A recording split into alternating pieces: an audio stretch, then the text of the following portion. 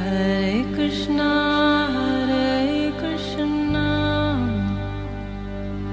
Krishna Krishna Hare Hare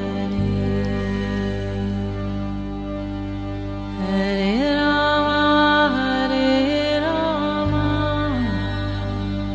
Rama Rama Hare Hare।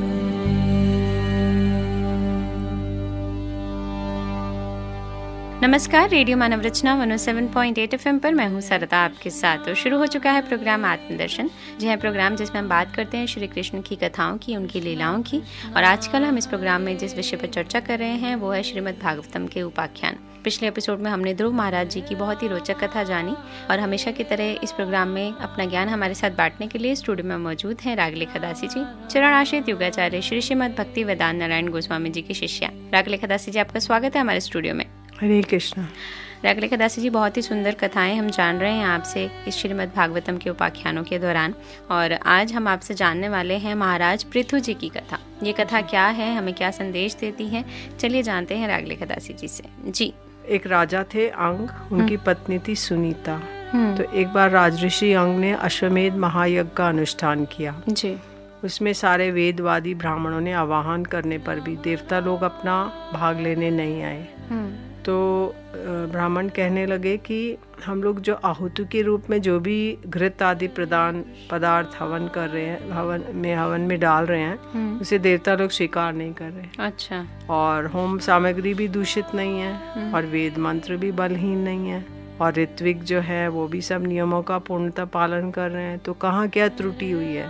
तो राजा ने कहा कि आप मुझे बतलाइए क्या अपराध हुआ है। तो बोलते हैं, ब्राह्मण लोग कहने लगे, इस जन्म में तो आपसे कोई भी अपराध नहीं हुआ है, पूर्व जन्म में एक अपराध हुआ है कि जिसके कारण आपका सर्व गुण संपन्न होने पर भी आप पुत्रहीन हैं। पहले आप सुपुत्र प्राप्त करने का कोई उपाय कीजिए और पुत्र की कामना से यज्ञ कीजिए, तो मतलब पुत्र इष्टि यज्ञ कीजिए, तब आपको वो अवश्य ही यज्ञेश्वर भगवान पुत्र प्रदान करेंगे। तो यज्ञ किया गया और उसमें एक पूजन के लिए एक चरु समर्पित, मतलब एक खीर बनाई गई। तो स्वर्ण पात्र में वो जो यज्ञ पुरुष थे वो खीर लेकर आए जी। तो वो खीर रानी को दी गई। खीर को ग्रहण करके यथा समय में रानी को एक पुत्र की प्राप्ति हुई। तो वो बाल्यावस्था से ही अधर्म के वंश में उत्पन्न हुए और उनके जो माता थी सुनीता, वो मृत्यु की पुत्री थी। अच्छा। तो इसलिए वो बड़े अधार्मिक हुए और वह दुष्ट बालक जो था धनुष बाण चढ़ाकर वन में जाता और व्याध के समान भोले भाले हिरणों की हत्या करता। अच्छा। और सारे नगरवासी बोलते थे वेन आया। और वो इतना क्रूर और निर्दयी था कि सारे मैदान में खेलते हुए बराबरी के बालकों को पशुओं की भांति मार डालता। अच्छा। सब लोग बड़े परेशान थे। तो राजा अंग को रात में नींद नहीं आती थी। वो सोचते थे कपूत ने घर को नरक बना दिया है और इससे कैसे छुटकारा पाए। तो अब उनका चित्त गृहस्थी से विरक्त हो गया राजा अंग का। अच्छा। और वो रात में बिछौने पे उठ बैठे और वेन की माता तो नींद में थी।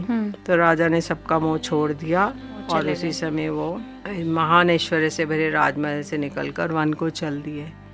तब उसकी उन्होंने माता सुनीति की सम्मति से मंत्रियों की सहमत ना होने पर भी वेन को भूमंडल के राजपद पर अभिषिक्त कर दिया, क्योंकि कोई राजा नहीं होगा तो अराजकता हो जाएगी पूरे देश में।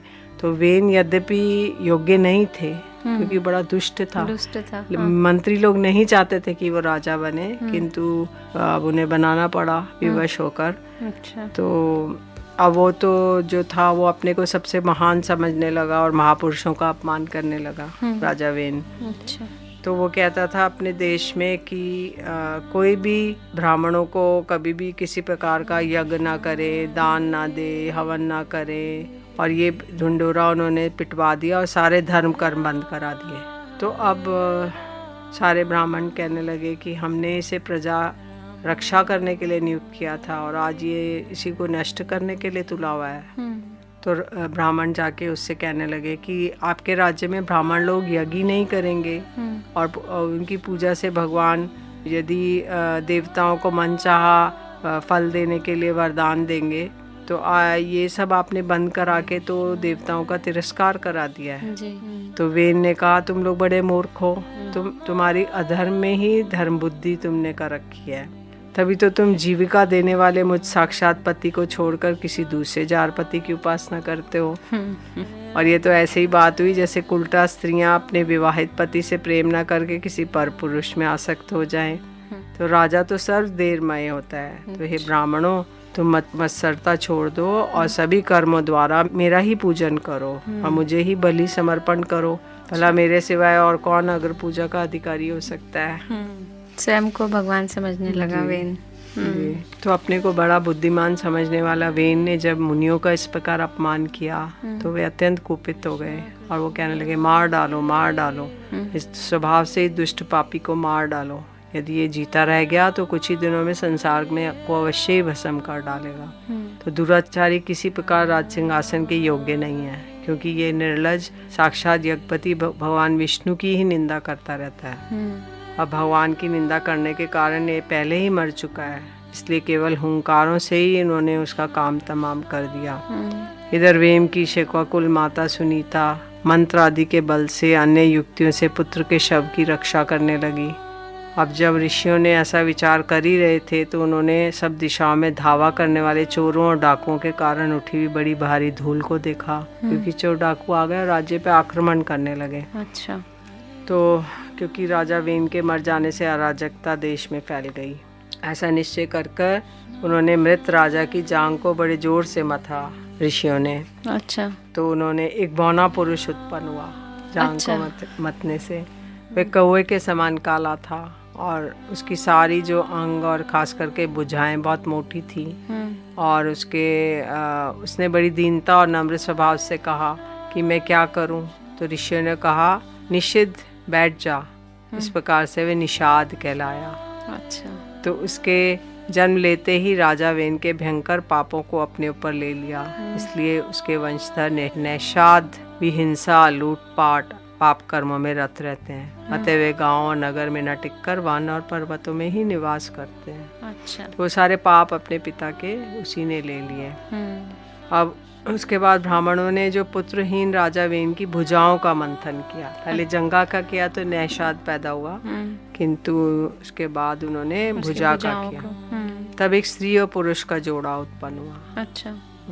तो ये पुरुष भगवान विष्णु की ही कला से प्रकट हुआ था और स्त्री उनकी शक्ति थी, लक्ष्मी का अवतार। तो इनका नाम हुआ पृथु महाराज और जो स्त्री थी उनका नाम हुआ अर्ची महारानी। तो अब उधर जो वेन कुमार जात पृथु थे, उनके दाहिने हाथ में भगवान विष्णु की हस्त रेखाएं थी और चरण में कमल का चिन्ह था। अच्छा। तो अब सब ऋषि समझ गए कि ये तो विष्णु का हरि का ही अंश है। और इसके क्योंकि जिसके हाथ में रेखाओं से बिना काटा हुआ चक्र होता है वह भगवान का ही अंश होता है जी। अब महाराज पृथु का विधिवत राज्य अभिषेक हुआ। ब्राह्मणों ने महाराज पृथु का राज्य अभिषेक करके उन्हें प्रजा का रक्षक उद्घोषित किया। इन दिनों पृथ्वी अन्नहीन हो गई थी, इसलिए भूख के कारण प्रजाजनों के शरीर सूखकर कांटे हो गए थे। उन्होंने राजा स्वामी पृथु के पास आके कहा, राजन, जिस प्रकार कोटर में सुलगती आग से पेड़ जल जाता है, उसी प्रकार हम पेट की भीषण ज्वाला से जले जा रहे हैं। आप शरणागतों की रक्षा करने वाले हैं और आप हमारे अन्नदाता प्रभु बनाए गए हैं, इसीलिए हम आपकी शरण में आए हैं जी। तो हम शुदा पीड़ितों को अन्न देने का प्रबंध कीजिए, ऐसा ना हो अन्न मिलने से पहले ही हमारा अंत हो जाए जी। प्रजा का ऐसा करुण क्रंदन सुन के महाराज पृथु बहुत देर तक विचार करते रहे। अंत में उन्होंने अनाभाव का कारण मालूम हो गया उन्होंने पृथ्वी ने स्वयं ही अन्न और औषधि आदि अपने भीतर छिपा ली थी। अच्छा। तो उन्होंने धनुष उठाया और पृथ्वी को लक्ष्य बनाकर बाण चढ़ाया। अब ये देखकर पृथ्वी कांप गई और वो जैसे कोई व्याध आता है और हरिणी भागती है, उसी प्रकार वे डर कर गो का रूप धारण करके भागने लगी। अच्छा। तो अब जब वो आगे आगे भाग रही है और पीछे पीछे पृथु महाराज धनुष बाण लेकर जा रहे हैं, तो पृथ्वी देवी कहने लगी हाथ जोड़ के क्षमा मांगने लगी, बोलने लगी आप मुझ स्त्री का वध कैसे कर सकते हैं, मैं तो एक सुदृढ़ नौका के समान हूँ, सारा जगत मेरे पर ही आधार पर स्थित है, मुझे तोड़कर आप अपने को और अपनी प्रजा के जल के ऊपर कैसे रखेंगे, क्योंकि पृथ्वी ही आधार है, उसके नीचे जल है, अगर जल पे कैसे राज्य रहेगा। तो बोले मैं तो आधार हूँ जी। तो फिर राजा ने कहा कि आपने ये सब क्यों छुपाए, अन्न और औषधि। तो वो पृथ्वी देवी कहने लगी कि राजन, पूर्व काल में ब्रह्मा जी ने जिन धान्यों आदि को उत्पन्न किया था, मैंने देखा यम नियम व्रतों से पालन ना करने वाले दुराचारी लोग उन्हें खाए जा रहे हैं। तो आप राजा लोगों ने मेरे पालन और आदर करना छोड़ दिया था, इसलिए सब लोग चोर के समान हो गए हैं। इसीलिए यज्ञ के लिए औषधियों को मैंने अपने में छुपा लिया, और अधिक समय हो जाने से अवश्य ही वे धान्य मेरे उदर में जीर्ण हो गए हैं, और अब मैं पूर्वाचार्यों के बतलाए हुए उपाय से इसे निकाल लीजिए। तो पृथ्वी देवी ने ही बताया कैसे उन्हें निकालना है। उनका वो सब तो औषधियाँ और वो मेरे अंदर ही हैं, लेकिन अब आप उसे जो पूर्ववर्ती आचार्य हैं उनके उपायों के द्वारा निकाल लीजिए। जी, बहुत सुंदर वर्णन महाराज पृथु की कथा का चल रहा है। राजा वेन जितने क्रूर थे उतने ही उनकी भुजा से उत्पन्न हुए स्त्री पुरुष में से पृथु जो उत्पन्न हुए वो जनता के, अपनी प्रजा के कल्याण के लिए थे, और किस तरह से वो उनका कल्याण करते हैं ये हम जानेंगे उनकी कथा में आगे। लेकिन अभी लेते हैं एक छोटा सा ब्रेक, सुनते हैं एक प्यारा सा भजन, फिर लौट कर आते हैं। आप जुड़े रहिए रेडियो मानव रचना 107.8 FM के साथ। Feel good, feel live.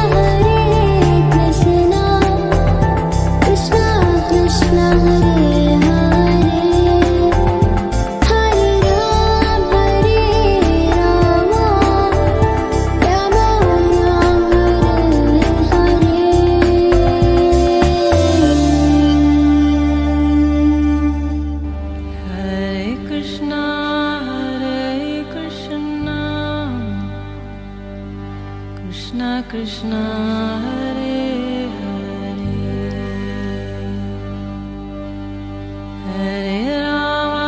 Hare Rama Rama Rama Hare Hare।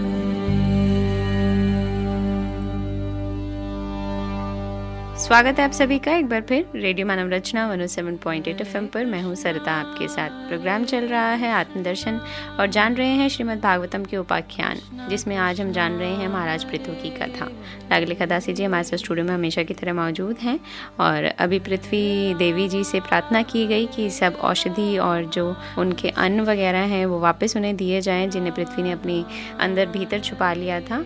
और अब जो उपाय उन्होंने बताया उससे पृथु महाराज जी जो हैं वो किस तरह से उत्पन्न करते हैं, जानते हैं लाडली खदासी जी से। जी।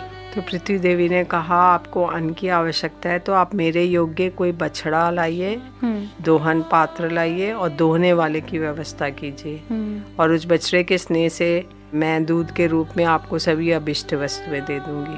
क्योंकि उन्होंने गाय का रूप लिया हुआ था। जी। जी।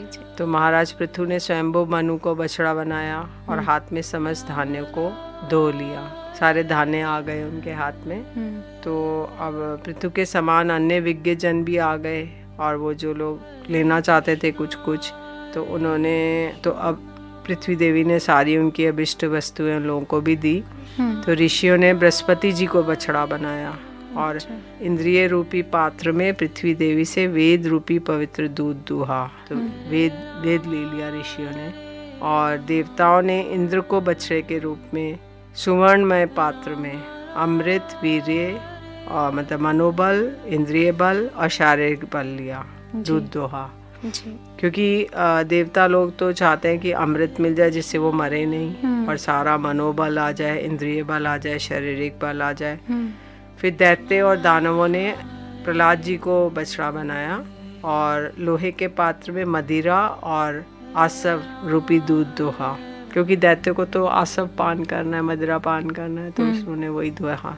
गंधर्वादी अप्सराओं ने विश्ववसु को बछड़ा बनाया और कमल रूपी पात्र में संगीत, माधुर्य और सौंदर्य रूप दूध दोहा। तो गंधर्व लोग चाहते थे हमारा सौंदर्य बढ़े और संगीत वो कर सके, तो उन्होंने वही दूध दोह लिया। जी। तो जिसको जो चाहिए था उन्होंने वो ले लिया पृथ्वी देवी से। जी। तो महाराज पृथु बड़े प्रसन्न हुए। उन्होंने जो पृथ्वी देवी को जो था अपनी पुत्री के समान स्नेह हो गया उनको, और उन्होंने अपनी कन्या के रूप में स्वीकार किया। जी। तो महाराज पृथु ने 100 अश्वमेध यज्ञों की दीक्षा ली, और ये देखकर भगवान इंद्र को विचार हुआ कि इस प्रकार तो पृथु के कर्म मेरे कर्मों से अपेक्षा बढ़ जाएंगे। इंद्र को ईर्ष्या होने लगी। जी। क्योंकि कोई कुछ भी अनुष्ठान करता है तो इंद्र सोचता है ये मेरे से अधिक अनुष्ठान करके मेरा ही राज सिंहासन ले लेंगे, ये इंद्र बन जाएंगे और मेरे को हटा देंगे। जी। तो जिस समय महाराज पृथु अंतिम यज्ञ द्वारा भगवान यज्ञपति की आराधना कर रहे थे, इंद्र ने ईर्ष्यावश गुप्त रूप से उनका यज्ञ का घोड़ा हरण कर लिया। इंद्र ने अपनी रक्षा के लिए कवच रूप में पाखंड वेश धारण किया, और जिसका आश्रय लेके पापी पुरुष भी धर्मात्मा सा जान पड़ता है। इस वेश में घोड़े को लेकर बड़ी शीघ्रता से आकाश मार्ग से जा रहे थे, तो भगवान अत्रि की दृष्टि उन पर पड़ गई। तो महाराज पृथु के महारथी पुत्र इंद्र को मारने के लिए उनके पीछे दौड़े और उन्हें बड़े क्रोध से बोला, अरे खड़ा रहे, खड़ा रहे। इंद्र सिर पर जटाजूट और शरीर में भस्म धारण किए हुए थे, तो वो पाखंड वेश बना लिया एक साधु का कि वो घोड़ा लेके जा रहा है तो इसलिए कोई संदेह नहीं होगा। तो उनका ऐसा वेश देखे जो पृथु कुमार थे, उनके पुत्र थे, उन्होंने उनको धर्म समझा और उन पर बाण नहीं छोड़ा। अच्छा। तो अब इंद्र पर वार किए बिना वो लौट आए। तब महाराज अत्रि ने उन्हें इंद्र को मारने के लिए आज्ञा दी। तो बोले कि इंद्र ने तुम्हारे यज्ञ में विघ्न डाला है, तुम इसे मार डालो। जी। तो अब इंद्र ने देखा वो पीछे आ रहे हैं, तो उन्होंने अपने वेश को और घोड़े को वहीं छोड़कर अंतर्ध्यान हो गए। अच्छा। तो अब वो जो पुत्र थे वो यज्ञ पशु को लेकर पिता की यज्ञशाला में लौट आए, क्योंकि यज्ञ पशु नहीं होगा तो यज्ञ नहीं हो सकता। अश्वमेध यज्ञ पशु होना जरूरी है। तो इसलिए इनके अद्भुत पराक्रम को देख के महर्षि ने इनका नाम रख दिया विजिताश। अच्छा। यज्ञ पशु को एक जगह बांध दिया गया, और फिर इंद्र दोबारा आया और उसने घोर अंधकार फैलाया और उसी में वो सोने घोड़े को लेकर सोने की जंजीर समेत ले गया। फिर अत्रि मुनि ने फिर उनको आकाश में देख लिया जाते हुए।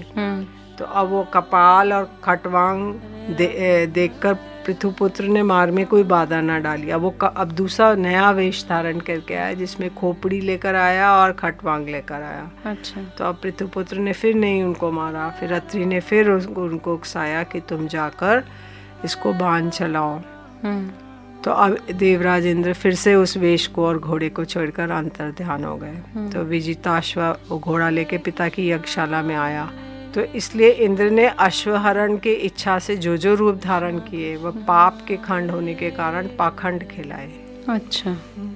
और यह खंड शब्द चिन्ह का वाचक है। तो इंद्र की इस कुचाल का पता लगने पर महाराज परिक्रमी जो पृथु राजा थे उनको बड़ा क्रोध आ गया। उन्होंने अपने धनुष उठाकर उस पर बाण चढ़ाया। तो ऋत्विकों ने देखा कि अरे ये तो इंद्र का वध करने को तैयार है। तो उन्होंने उन्हें रोकते हुए कहा कि तुम यज्ञ दीक्षा तो तुमने ले लिया, यज्ञ की दीक्षा, अब अगर यज्ञ पशु को छोड़कर और किसी का वध नहीं कर सकते। अच्छा। तब ब्रह्मा जी वहाँ पर आए और उन्होंने बोला कि हे महाराज पृथु, आप ये 99 यज्ञ ही रहने दो, लेकिन उसका वध कर दो। नहीं, वध नहीं करना, बस अब ये 99 यज्ञ आपके 100 यज्ञ माने जाएंगे। अच्छा। क्योंकि 100वां यज्ञ करने के लिए वो कर रहा था, विघ्न डाल रहा था।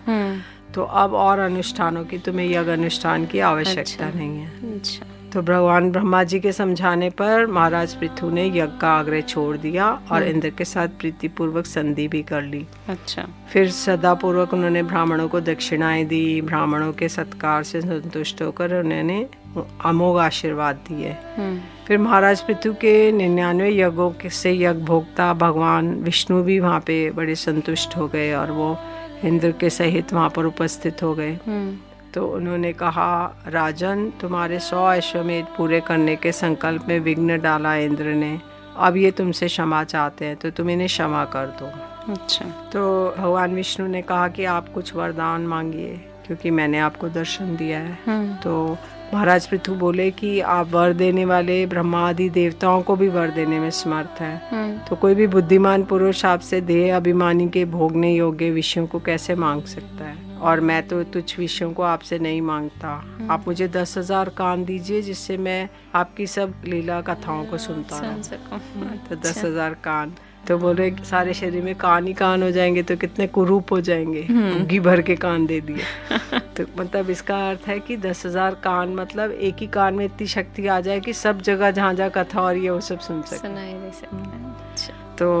तो अब वो बोल रहे हैं कि हे प्रभु, आपके चरण कमल मकरंद रूपी अमृत कणों को लेके महापुरुषों के मुख से जो वायु निकलती है उसमें इतनी शक्ति होती है कि वे तत्व को भूले हुए कुयोगियों को तत्व ज्ञान करा देती है। तो बोले कि मैं लक्ष्मी जी के समान अत्यंत उत्सुकता से आपके सर्वगुण धाम पुरुषोत्तम की सेवा करना चाहता हूँ, किंतु ऐसा ना हो कि एक ही पति की सेवा प्राप्त करने की होड़ के कारण आपके चरणों में ही मन को एकाग्र करने वाले लक्ष्मी जी के साथ कलह हो जाए। तो बोले कि मैं आपकी चरणों की सेवा करना चाहता हूँ, पर लक्ष्मी जी तो वहाँ पे ऑलरेडी सेवा कर रही हैं। हाँ। तो ऐसा ना हो हमारा कलह हो जाए।